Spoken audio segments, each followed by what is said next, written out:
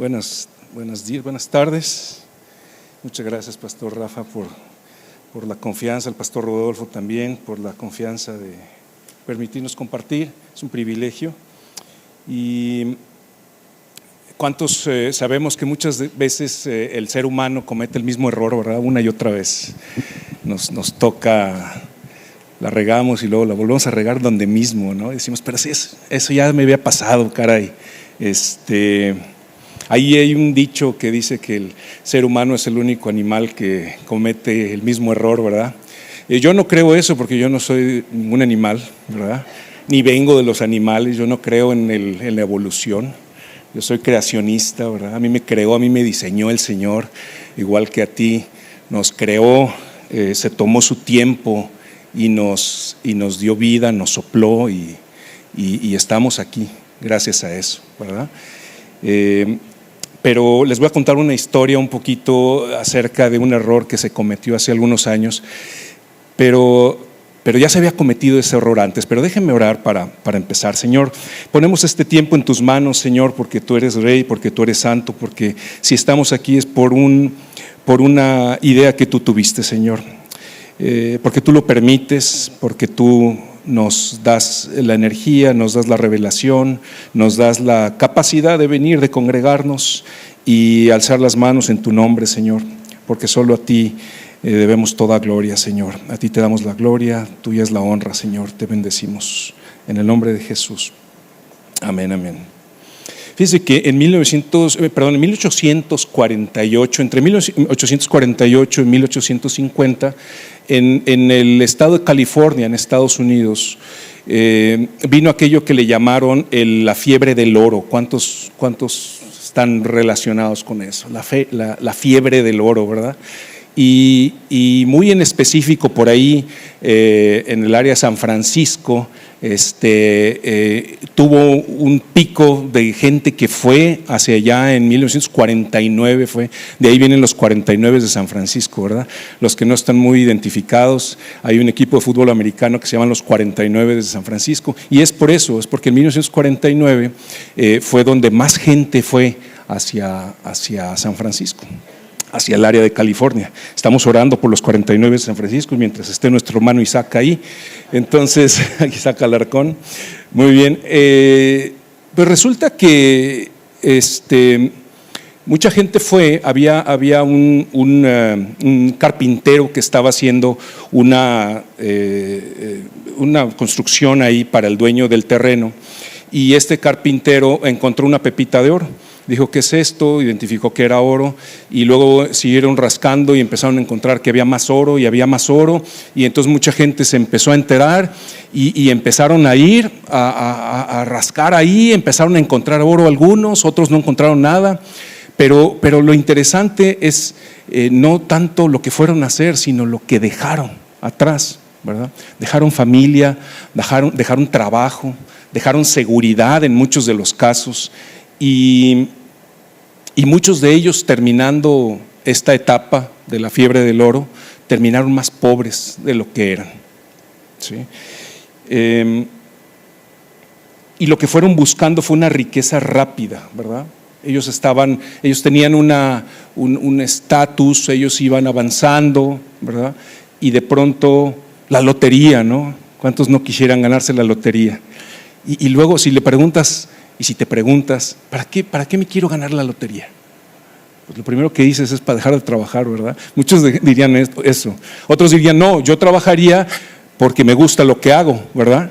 Y qué bueno. El único tema es que entonces sigues trabajando, pero ya no tienes esa presión de tener que estar saldando las cuentas y todo esto, ¿no? Entonces, esta gente buscaba eso, buscaba riqueza rápida. Por algo que parecía valioso, pero no era eterno, ¿verdad? Y esto también pasó miles de años antes, en la época de Jesús. En Juan 6, si me acompañan ahí a Juan 6, vamos al versículo 2. Dice, el título de Juan 6 dice, Jesús alimenta a 5,000. Y el versículo 2 dice, una gran multitud siempre lo seguía. Estoy leyendo la versión Nueva Traducción Viviente. Dice, una gran multitud siempre lo seguía a todas partes porque veía las señales milagrosas que hacía cuando sanaba a los enfermos. Fíjese, aquí hay dos cosas que me llaman la atención. Decía una gran multitud, no eran pocos, era una gran multitud. Y la otra cosa dice que hacía señales milagrosas, ¿verdad? Entonces está muy claro en el versículo 2 que había mucha gente que lo estaba siguiendo y la razón era porque él hacía señales milagrosas, ¿verdad? Y bueno, estaban siguiendo muchos de ellos, yo creo que muchos de ellos tenían la razón correcta, pero algunos estaban siguiéndolo por la razón equivocada, ¿sí? Por el tema de los milagros. En Juan 6, un poquito más adelante, en el versículo 26, antes del 26 pasa que alimenta a los 5,000, ¿verdad? ¿Qué hay con esto de la alimentación? Voy a decirlo de manera muy rápida. Resulta de que llegan, empieza a hablar Jesús, se hace un poco tarde y entonces pues dice, ni modo mandar a toda esta gente tan lejos a sus casas, ¿verdad? Vamos a alimentarlos. Entonces le dice a Felipe, ¿cómo le hacemos, no? ¿Dónde compramos? Y Felipe le dice, no, pues ya la tiendita de la esquina ya cerró, es más, por aquí anda doña Chole que estaba entre el grupo. Entonces, no vamos a conseguir ahorita comida, ¿no? Y entonces llega por ahí Andrés y le dice, Señor, aquí hay un niño que tiene 5 panes y 2 peces, ¿verdad? Y entonces Jesús los manda a sentar a todos, ¿verdad? Alza las canastas y empieza a orar. Y empieza a repartir, dice la palabra que empieza a repartir y a repartir y a repartir y alimenta 5,000 hombres, más los niños, más las mujeres que estaban ahí. Y todavía sobra, ¿verdad? Y juntan 12 canastas de todo lo que sobra. Y entonces, pues todos se quedan impactados, ¿verdad? Por lo que acaba de pasar. Todos comimos, pero dice la palabra, todos comieron lo que quisieron, o sea, hasta saciarse, ¿verdad? No un poquito para que le sobre a mi hermano, no, comieron todo lo que quisieron y sobró. Y pues esto no es algo pequeño, es un gran milagro. Y en Juan 6:26 dice,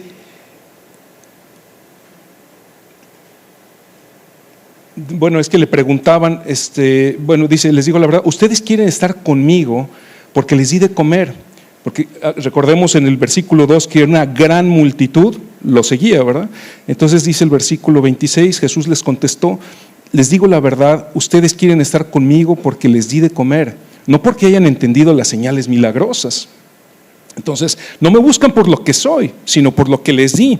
Y el versículo 27 dice, no se preocupen tanto por las cosas que se echan a perder, tal como la comida. Pongan su energía en buscar la vida eterna que puede darles el Hijo del Hombre. Hay cosas que se acaban como el dinero, los milagros, ¿verdad? Pero hay cosas eternas, ¿sí? Cosas que permanecen, la vida eterna. Y aquí Jesús les está cambiando el enfoque, les está diciendo, vivan por lo eterno, no vivan por lo temporal. En el versículo 28 dice, le están contestando las personas que estaban ahí reunidas con él. Nosotros también queremos realizar obras de Dios, contestaron ellos. ¿Qué debemos hacer? Fíjense cómo aquí está muy interesante lo que ellos dicen. Ellos están siguiendo a Jesús porque hace señales milagrosas, porque a lo mejor ya sanó a la vecina de enfrente, ¿verdad? O al cuñado que había estado por años con muchas dificultades y ahora ya está sano. En fin, y empiezan a decir, a ver, aquí hay algo, ¿verdad? Y empiezan a seguirlo. Y luego el Señor les dice, a ver, esto no es donde se tienen ustedes que concentrar. Se tienen que concentrar en lo eterno, pero todavía no terminan de entender ellos a qué se refiere. Y entonces, entre lo poquito que entendieron y lo que sí entendieron bien, le dicen, nosotros también queremos realizar las obras de Dios, ¿verdad? Pero la realidad que ellos estaban diciendo en su carne es, ¿qué tenemos que hacer para hacer lo mismo que tú haces? ¿Sí? ¿Qué tenemos que hacer? Porque imagínate, ponlo en tus días, hoy en día. Hoy en día trabajamos y por ese trabajo recibimos dinero, ¿verdad? Pero en aquella ocasión, en aquellos tiempos, ellos trabajaban y lo que recibían de ese trabajo era comida, ¿verdad? Ellos sembraban y unos meses después cosechaban. Ellos ordeñaban y podían llevar esa mañana leche a su mesa. Ellos mataban, ¿verdad? Y podían comer por algunos días. Entonces el trabajo que ellos hacían les daba comida de inmediato. Y lo que ellos sembraban, de pronto, después de unos meses, surgía de la tierra y yo podía alimentarme. Y este señor que viene aquí, alza las canastas, le da gracias a Dios y empieza a multiplicarse el pan. Así de rápido, no tengo que esperar, no me tengo que levantar a las 5 de la mañana para ordeñar, no me tengo que… Así de rápido, yo quiero eso. Yo quiero eso, es lo que de alguna forma decía la gente, decía, yo quiero así rápido, ¿no? El milagro mexicano, ¿no? El milagro americano es trabajar, ahorrar y vivir tu vida bien. El milagro mexicano es ganarte la lotería y pegarle al gordo, ¿eh? Y estos cuates estaban como que en el milagro mexicano, ¿no? Querían, oye, pues yo quiero hacer eso que tú haces, quiero agarrar las canastas, alzarlas, dar gracias y luego empezar a comer. Pero Jesús sabía que si él hacía eso, ahí se iban a quedar, ¿verdad? Se iban a quedar en el milagro, se iban a quedar atorados nada más en eso. Y iba a llegar un momento en el que se iban a morir, ¿no? Y sus almas se iban a ir al infierno, probablemente. Entonces, Jesús empieza, en el versículo 29, Jesús da lo que es la esencia de nuestra salvación. No, la esencia de nuestra salvación no la dice Pablo cuando habla de que nos salvamos por fe y no por obras. El primero que lo hace es Jesús, ¿verdad? Y el versículo 29 dice, porque ellos decían, ¿qué debemos hacer? Fue la última pregunta que le hacen en el versículo 28. Queremos hacer las obras de Dios, contestaron ellos. ¿Qué debemos hacer? Y Jesús les dijo, la única obra que Dios quiere que hagan es que crean en quien Dios ha enviado. Ahí les está diciendo. Todavía no dice que crean en mí, ¿verdad? Eso se los dice un poquito más adelante. Pero era muy obvio, ¿no? Si está él haciendo estos milagros, si él está predicando la palabra de Dios, si él les está hablando del reino de Dios, es porque él es el Hijo de Dios, ¿verdad? Entonces, les dice, la única obra que Dios quiere que hagan es que crean en quien Él ha enviado. Es la única obra. ¿Qué más estás haciendo para lograr tu salvación? La única obra que Él quiere que hagas es que tú creas en Él. Ellos querían hacer, ¿sí? Querían espectáculo, querían poder, ¿verdad? Y Jesús los invitaba a creer, a tener fe, a tener una relación con Dios. Entonces Jesús empieza a enfocarlos correctamente, empieza a decirles, no volteen para allá, allá están las luces, allá están las explosiones, allá está el ruido, pero eso es para llamar tu atención, para captar tu atención y para llevarte al Padre.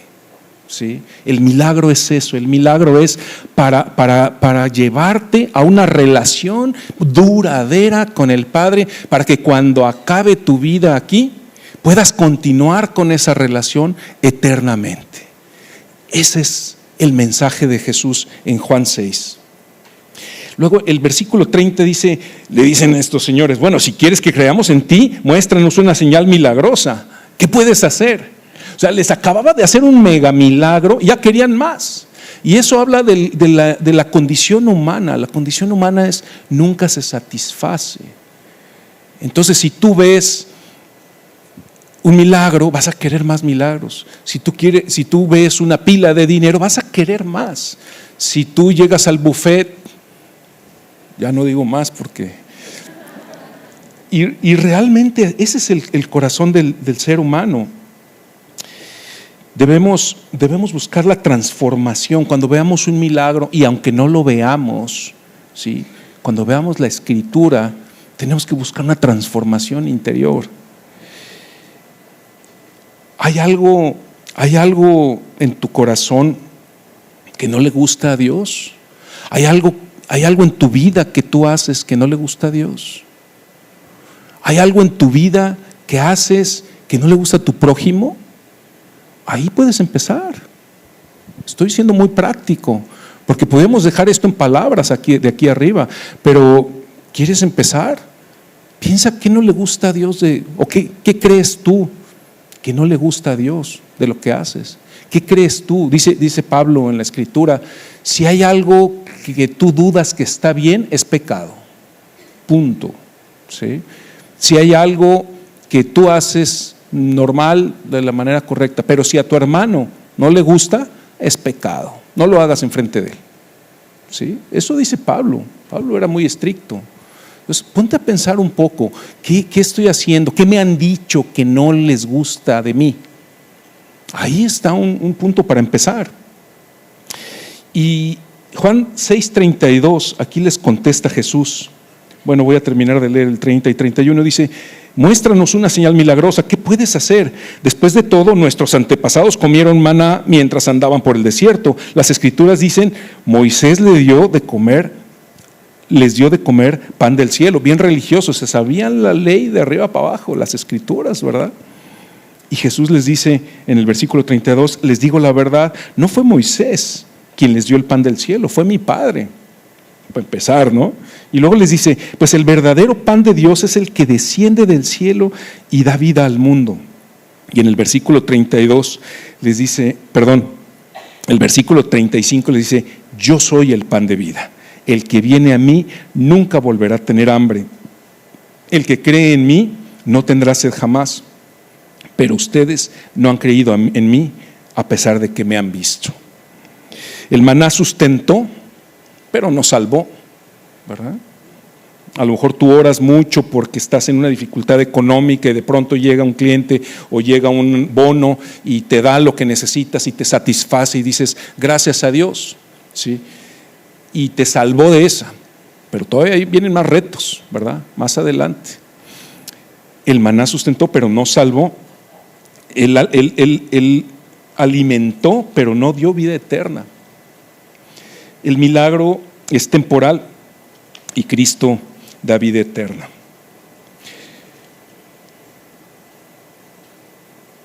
¿Qué pasa cuando persigues lo incorrecto? Fíjense que me puse a investigar justamente del tema de la fiebre del oro y les voy a decir algunos nombres, a lo mejor alguno de ellos es conocido.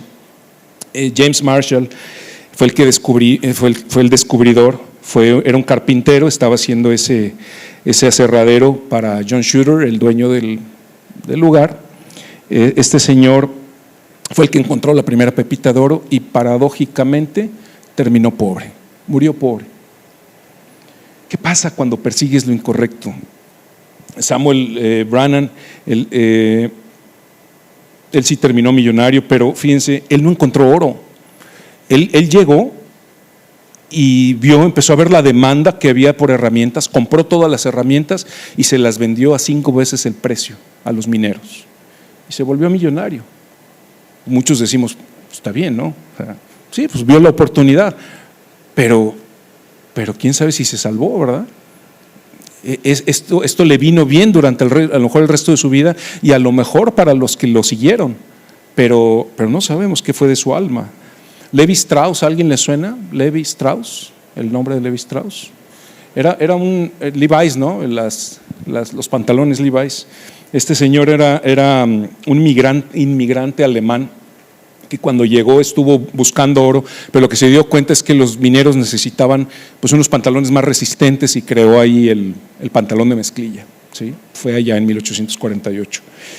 De hecho fue en 1953 cuando Levi Strauss hizo eso. John Shooter pues era el propietario. Imagínense, de repente tenías tú la necesidad de crear un aserradero, contratas ahí al señor James Marshall y el señor James Marshall encuentra oro en tu lugar y dices, qué bueno, empiezas a rascar, ¿no? Oye, te empiezas a quedar con algunas pepitas de oro, se empiezan a enterar todos, llegan. Este señor ya era rico. Él tenía muchos terrenos, él tenía ganado, él tenía de todo y de repente le empiezan a invadir todas sus tierras y pierde todas sus tierras. Perdió todas sus tierras por buscar algo que según esto era de mayor precio, ¿no? Joaquín Murrieta era un mexicano, le decían el Robin Hood del oeste. Joaquín Murrieta, fíjense, él fue perseguido y hubo mucha violencia hacia los mineros latinos en esa época, y él era como que el que trataba de balancear ahí las cosas, ¿no? Entonces, fíjense cómo algo desata tantas cosas alrededor, ¿no? Y perdemos el foco. A veces nos vamos por religiones y perdemos el foco, que es Dios.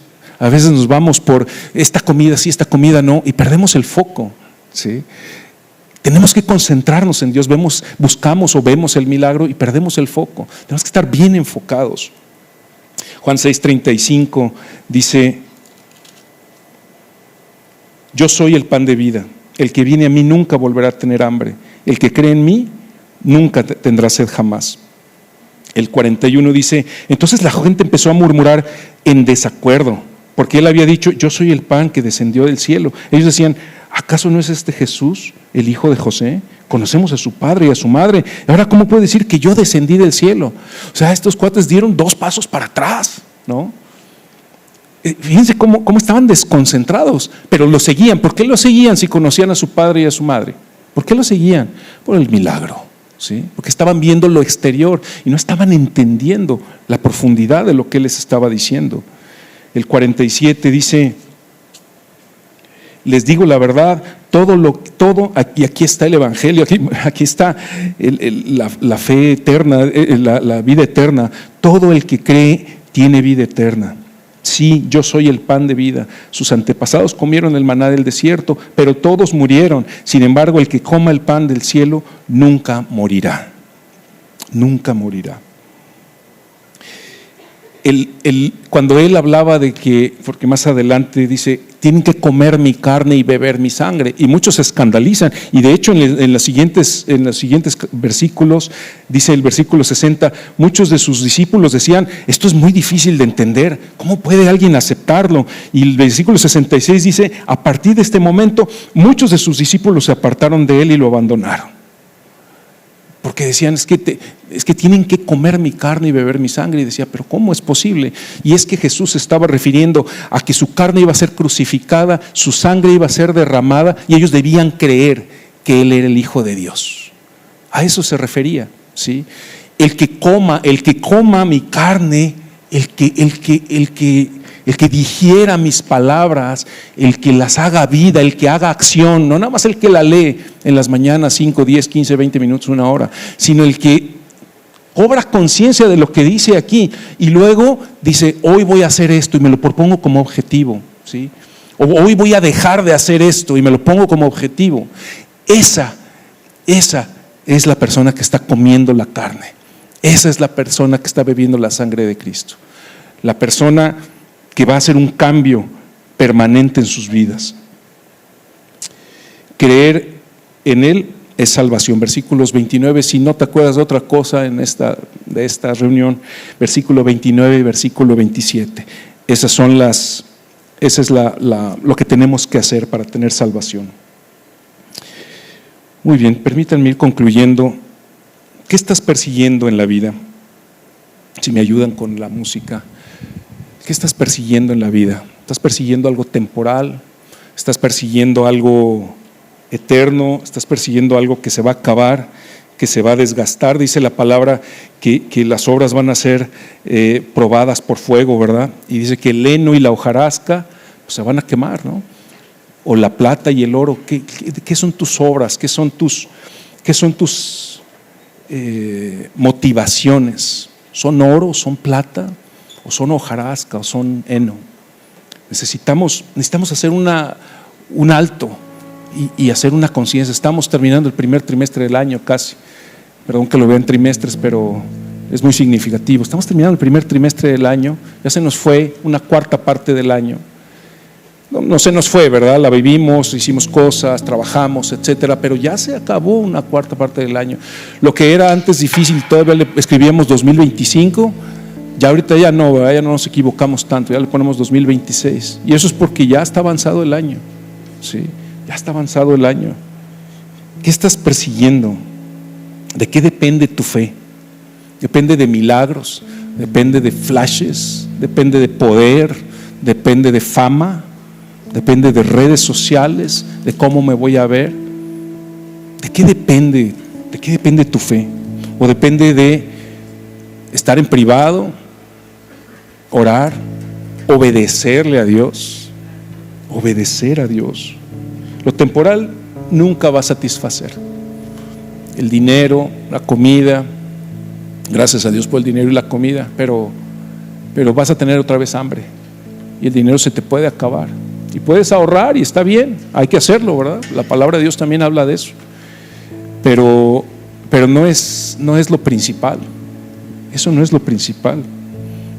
La única obra que necesitamos hacer, está bien estar en un ministerio, porque el ministerio, cuando damos, cuando hacemos cosas buenas, es el fruto de que tú eres cristiano. Y si no estás dando fruto, pues ¿cómo vamos a ver que eres cristiano? Decía mi hermano Santiago, lo vieron vestido de egipcio y dijeron, un egipcio, ¿no? ¿Qué tienes que hacer para que volteen y digan, un cristiano me ayudó?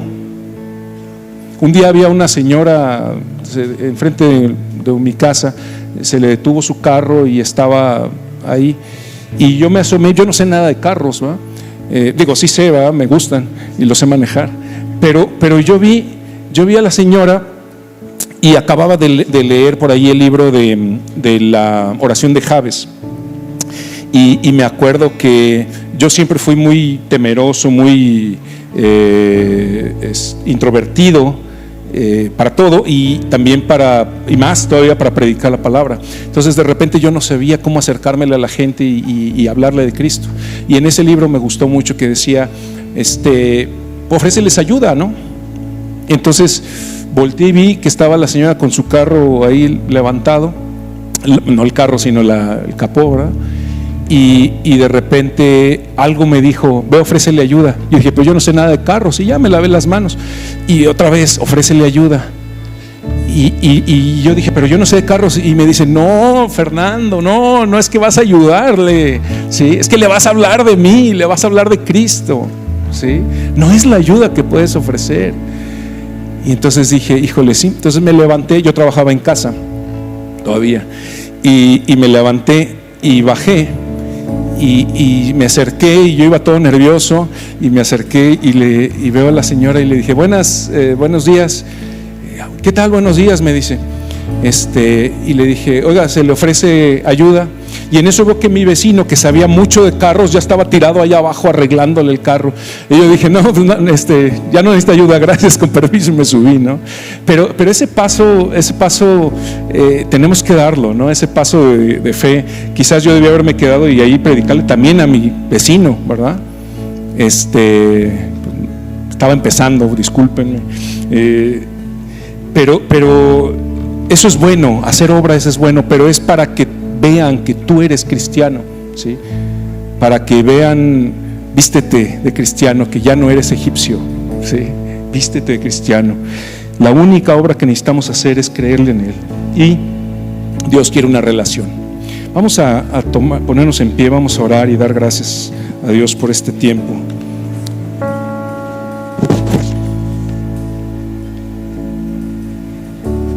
Padre, te damos gracias, Señor, por la salvación. Te damos gracias porque eres eterno, eres lo único eterno. Te damos gracias porque nos permitiste levantarnos y venir hoy aquí. Te damos gracias por tu revelación, porque cada vez nos lo explicas con más claridad, Señor, y a veces todavía no terminamos de entender. Yo no termino a veces de entender cuáles son tus designios, cuál es tu voluntad. Padre, gracias por todo lo que has hecho. Gracias por traernos a la salvación. Ayúdanos a vestirnos de cristianos, Padre.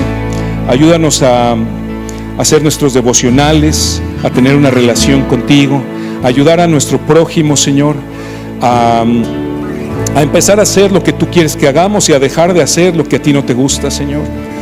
Fortalécenos, enfócanos, que no estemos buscando esa pepita de oro y olvidemos a la familia, y olvidemos el trabajo que probablemente tenemos seguro, y olvidemos la salvación, y olvidemos de dónde tú nos sacaste. que no busquemos la pepita de oro que pareciera tener mucho valor y que podría sacarnos de todas las dificultades que tenemos. Ayúdanos a sanar nuestros corazones, Señor. Si tenemos algo en contra de nuestros hermanos, en contra de un familiar, en contra de algún jefe, en contra de algún compañero, compadre, amigo, amiga, Señor, sana nuestros corazones y restaura la relación, Señor. Restáuranos, Padre.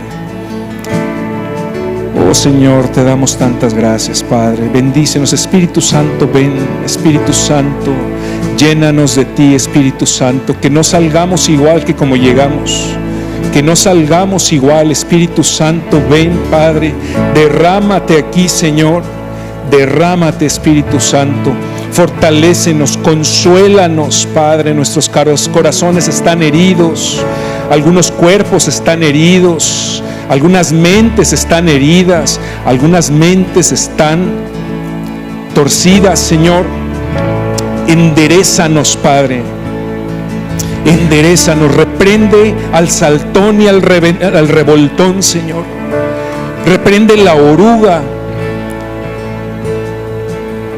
Reprende todo aquello que nos está quitando la paz, que nos está quitando la economía, que nos está quitando la salud, que nos está quitando de estar concentrados en ti, Señor. Reprende al devorador, Padre. Ayúdanos, Padre, porque te necesitamos. Estamos tan sedientos de ti, Señor, tan sedientos. Nos hemos llenado de tantas cosas que nos hacen sentir bien, que nos hacen sentir importantes, que nos hacen vernos bien. Estamos tan llenos de fuera y tan secos por dentro, Señor. Sálvanos, Señor Jesús, sálvanos, Espíritu Santo. Reverdece nuestro interior, reverdece nuestro espíritu, Señor, y bendícenos, Padre.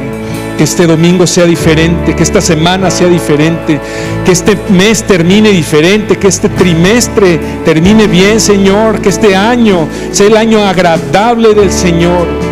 Señor, levántate, Dios mío, levántate, levántate, levántate, Señor, levántate. Oh, sí, Señor. El mundo busqué y no pudo llenarme. Ningún tesoro que pueda ganar me saciará. Mas llegaste tú, me diste vida nueva, y cada deseo se cumplirá aquí en tu amor. Oh, no hay nada, nada mejor, no hay nada, nada mejor, no hay nada, nada mejor que Dios. No hay, oh, no hay nada, nada mejor, no hay nada, nada mejor, no hay nada, nada mejor que Dios.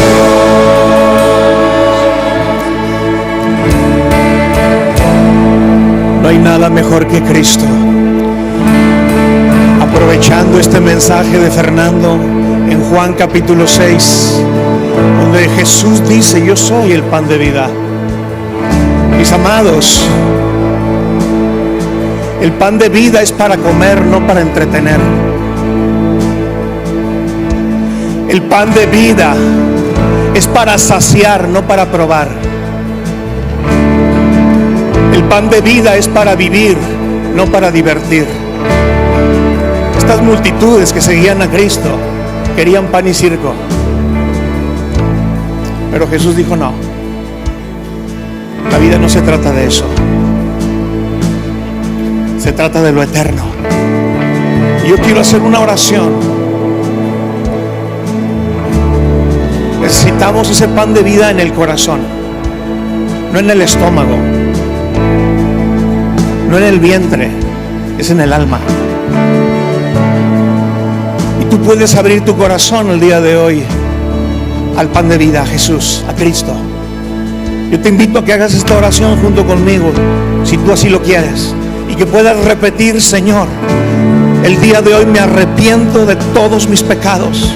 Te pido perdón por cada uno de ellos. Hoy abro mi corazón para que entre el pan de vida y me alimente y me sacie y me dé vida. Hoy yo reconozco que Cristo murió en la cruz del Calvario y su sangre me limpia de todo pecado. Y también reconozco lo que la palabra dice, que Él resucitó al tercer día y hoy está vivo, sentado a la diestra del Padre. Señor, gracias por venir a mi vida y darme vida eterna. En el nombre de Jesús. Amén, amén y amén. Mis amados, que el amor del Padre, la gracia de nuestro Señor Jesucristo y la comunión del Espíritu Santo sea con cada uno de ustedes. Amén.